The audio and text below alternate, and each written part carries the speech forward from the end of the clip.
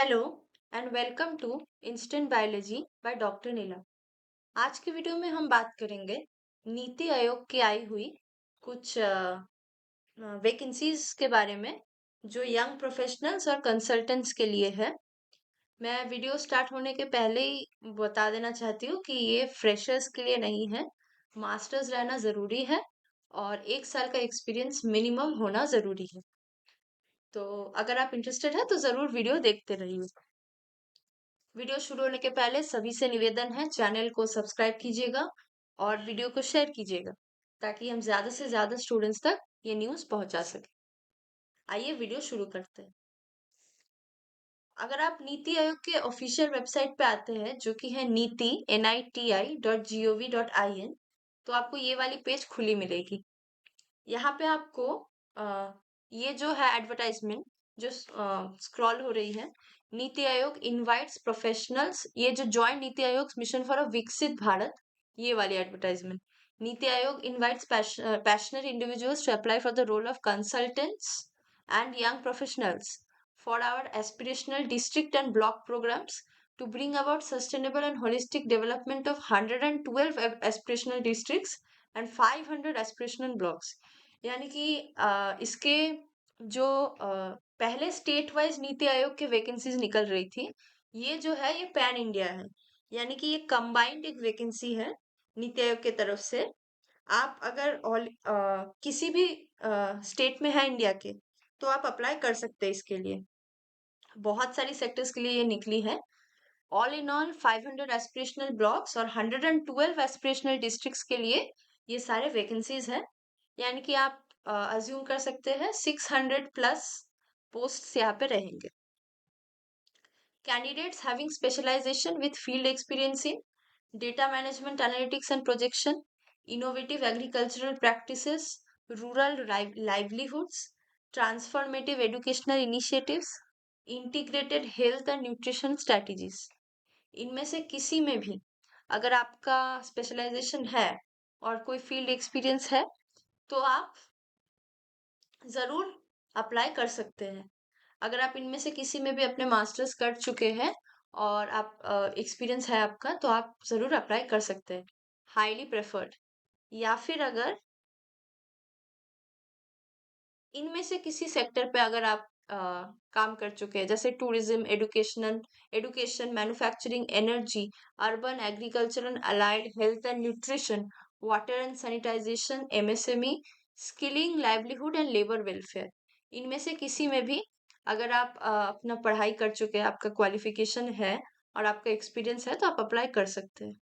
अगर आप इसको क्लिक कीजिएगा इस बैनर को, तो आपको ये खुल जाएगी NITI Aayog resource pool portal. यहाँ पे आप देख सकते हैं, स्टेप 1 है रजिस्टर एंड लॉगिन, स्टेप 2 है after login complete your profile by filling all the details, step 3 है सबमिट प्रोफाइल। इसके पहले आइए देखते हैं कि क्या क्या जरूरी है जानना। ये अगर एट दिस लिंक, इस पे अगर आप क्लिक कीजिएगा तो आपको उनकी ऑफिशियल जो एडवर्टाइजमेंट ब्रोशर है वो मिल जाएगी। वो मैंने ऑलरेडी डाउनलोड करके रखा है, जहाँ पे सारे जरूरी इंफॉर्मेशन दी हुई है। ये रही वो advertisement brochure. NITI Aayog, government of India, procedure and guidelines for engagement of senior consultants grade 2, consultants grade 1, young professionals इन नीति आयोग 2023। अब ये 2023 की PDF है जो हर साल वो लोग दे देते हैं। 2023 में ही ये PDF बनी थी। आप घबराइएगा नहीं, ऐसा नहीं है कि ये अभी तक इसकी लास्ट डेट नहीं चली गई है या आप अभी अप्लाई नहीं कर सकते। इसका उसके साथ कोई मतलब नहीं है। मैंने बहुत सारे अलग अलग जगह पे वीडियोस वगैरह और पता देख के और बाकी सारे गूगल से पता किया है कि ये हर साल वो लोग 2023 वाला ही PDF देते हैं। ये जो PDF वो लोग हर साल नया नहीं बनाते, क्योंकि इंस्ट्रक्शन सारे सेम रहते हैं। और आपका अभी जनवरी तक टाइम है ये भर लेने का, और फरवरी में आपकी सिलेक्शन लिस्ट निकलेगी। कोई भी एग्जाम देने की कोई जरूरत नहीं है। आपकी जो रिज्यूमे या CV आप भेजेंगे और आपकी जो एप्लीकेशन फॉर्म आप भर के भेजने वाले हैं, वहीं से स्क्रीनिंग होगी और फिर आपको इंटरव्यू के लिए बुलाया जाएगा। यही है जो पूरा उनका रिक्रूटमेंट प्रोसेस है। तो आइए देखते हैं कि क्या क्या जरूरी यहाँ पे लिखा है। पहले तो आइए देखते हैं कि कौन कौन एलिजिबल है अप्लाई करने के लिए।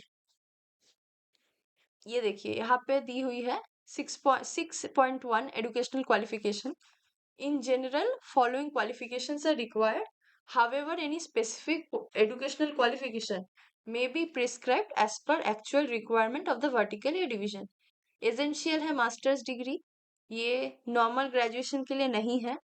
अगर आप मास्टर्स है तो ही आप अप्लाई कर सकते हैं इन रेलेवेंट सब्जेक्ट, यानी कि जिस भी सब्जेक्ट के लिए आप अप्लाई कर रहे हैं, जो भी डोमेन के लिए, उसमें आपका मास्टर्स रहना चाहिए। जो डोमेन्स मैंने आपको थोड़ी देर पहले दिखाए उनमें से किसी में भी, या फिर आपका बीई या बीटेक है कोई, और अगर आपका 2 साल का पीजी डिप्लोमा है इन मैनेजमेंट, या फिर अगर आप एमबीबीएस है या एलएलबी है और सीए और आईसीडब्ल्यूए, इनमें से कोई भी प्रोफेशनल डिग्री अगर आप अर्न कर चुके हैं 4 साल पढ़ाई के बाद, अगर आपकी कोई डिग्री है 10+2 के बाद, तो भी आप अप्लाई कर सकते हैं। डिजायरेबल है अगर आपके पास MPhil, MTech, MS, LLM, PhD, इनमें से कोई भी है, रिसर्च एक्सपीरियंस है, पब्लिश्ड पेपर्स है और पोस्ट क्वालिफिकेशन एक्सपीरियंस है रेलेवेंट फील्ड में, तो आपको प्रेफर किया जाएगा। आपको एक्सपीरियंस के हिसाब से रेमुनरेशन यानी कि आपकी सैलरी होगी। जैसे कि यंग प्रोफेशनल के लिए 1 साल के एक्सपीरियंस मिनिमम जरूरी है। अपर एज लिमिट है 32 ईयर्स और सैलरी की बात की जाए तो 70,000 है। कंसल्टेंट ग्रेड 1 के लिए एक्सपीरियंस चाहिए 3 to 8 years. Upper age limit की बात की जाए तो 45 ईयर्स और रेम्यूनरेशन 80,000 to 1,45,000। कंसल्टेंट ग्रेड 2 इसके लिए एक्सपीरियंस चाहिए 8 to 15 years. Upper age limit की बात की जाए तो 50 ईयर्स और रेम्यूनरेशन 1,45,000 to 2,65,000। सीनियर कंसल्टेंट की बात की जाए तो 15 साल से ज्यादा की एक्सपीरियंस चाहिए। अपर एज लिमिट 62 है यानी कि 62 साल और रेम्यूनरेशन यानी कि सैलरी की बात की जाए तो 2,65,000 to 3,30,000 ये रहेगी आपकी सैलरी। इसके साथ साथ यहाँ पे लिखा है हर the criteria based on 10% enhancement. अगर आप कंसल्टेंट की रोल में है तो आपको अप टू 5% रेम्यूनरेशन आपकी इंक्रीज होगी हर साल। अगर आप इंडिविजुअल कंसल्टेंट या यानी कि 10% तक ज्यादा से ज्यादा आपकी जो सैलरी है वो हर साल इंक्रीज हो सकती है। इसी के साथ साथ देखते हैं कि रीइंबर्समेंट आपको क्या क्या मिलने वाली है। अगर आप यंग प्रोफेशनल या कंसल्टेंट ग्रेड 1 के लिए अप्लाई कर रहे हैं तो आपको एयर इन इकोनॉमी क्लास और रेल में एसी 2 टायर मिल जाएगी और hotel accommodation up to 2,250 per day का आपको बिल मिल जाएगा। टैक्सी अगर आपकी ₹338 की बिल बनी है, चार्जेस अप टू ₹338 आपको मिल जाएगी पर डे ट्रैवल के लिए। और इसी के साथ आपको फूड बिल्स और सिटी एंड फूड बिल्स 900 रुपये मैक्सिमम के पर डे के अलाउड है। कंसल्टेंट ग्रेड 2 के लिए एयर इन इकोनॉमी क्लास या फिर रेल इन एसी 2 टायर आपको मिल जाएगी। होटल एकोमोडेशन आपको ₹4,500 का पर डे का मिल जाएगा। Taxi charges for AC taxi up to 50 kilometre within the city आपको मिल जाएगी और फूड बिल्स आपको ₹1,000 पर डे के हिसाब से मिलने वाली है। सीनियर कंसल्टेंट की बात की जाए तो एयर इन बिजनेस क्लास और rail in AC first class की आपको टिकट मिल जाएगी। होटल अकोमोडेशन की बात की जाए तो ₹7,500 की पर डे की आपको रेम्यूनरेशन मिल जाएगी और taxi charges for AC taxi में कोई रीइंबर्समेंट की लिमिट नहीं है और सिटी एंड फूड बिल्स का ₹1,200 पर डे तक अलाउड है। सिलेक्शन प्रोसेस की बात की जाए तो आपको यहाँ पे एक उनका एडवाइजरी कमिटी है। वो एडवाइजरी कमिटी आपकी जो फॉर्म आप भेजने वाले हैं इंडिविजुअल कंसल्टेंट्स या यंग प्रोफेशनल के पोस्ट में, उसकी एक स्क्रीनिंग होगी। उस स्क्रीनिंग के बाद एलिजिबल शॉर्टलिस्टेड एप्लीकेंट्स की एक लिस्ट निकलेगी वही रिसोर्स पूल पोर्टल पे। और आपकी जो स्क्रीनिंग कमेटी में लोग होंगे वो एक होगा जॉइंट सेक्रेटरी एडवाइजर जो चेयरपर्सन होगा, डायरेक्टर या डेप्यूटी सेक्रेटरी होगा रिक्रूटमेंट की जो मेंबर होंगे और एनी अदर डायरेक्टर या डेप्यूटी सेक्रेटरी या इक्विवेलेंट कोई नॉमिनेटेड बाय एडिशनल सेक्रेटरी होगा एडमिनिस्ट्रेशन के तरफ से। तीन लोग होंगे ये स्क्रीनिंग कमेटी में, और एटलीस्ट हर रोल के लिए 3 एलिजिबल कैंडिडेट्स को शॉर्टलिस्ट किया जाएगा सबसे पहले, या उससे भी ज्यादा। Screening committee shell shortlist eligible candidate recommend a panel of at least 3 eligible candidates पर। अच्छा, पैनल आपको मिल जाएगी शॉर्टलिस्टेड, हर शॉर्टलिस्टेड पैनल में 3 एलिजिबल कैंडिडेट्स रहेंगे, हर शॉर्टलिस्टेड पैनल्स में 3 एलिजिबल कैंडिडेट रहेंगे।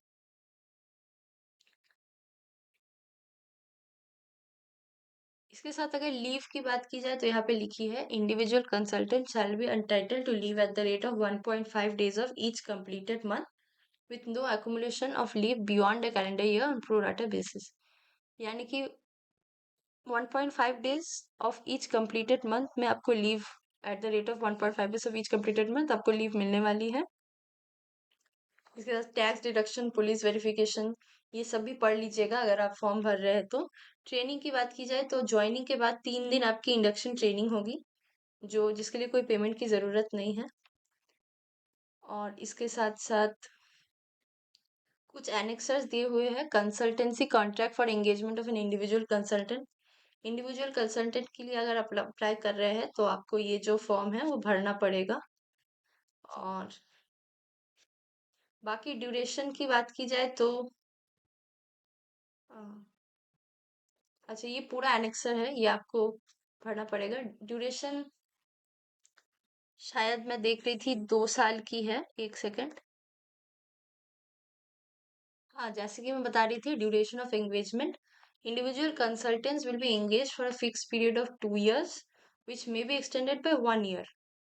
और मैक्सिमम टेन्योर आपकी 5 साल होने वाली है, 2+1+1+1, उससे ज्यादा नहीं होगी। अ, और आप 65 years तक अपना एक्सटेंशन कर सकते हैं, उससे ज्यादा आप नहीं कर सकते। तो इसी के साथ अगर आप फॉर्म भरने में इंटरेस्टेड है तो अच्छे से पीडीएफ पढ़िएगा। पीडीएफ में बहुत कुछ मेंशन्ड है जॉब्स के बारे में, और क्या क्या ट्रेनिंग या क्या क्या डोमेन्स में आपको काम करनी है, वो सब अच्छे से मेंशन्ड है। आप पढ़िएगा ज़रूर अगर आप फॉर्म भर रहे हैं तो। अब आइए बात करते हैं कि फॉर्म कहाँ से भरनी है।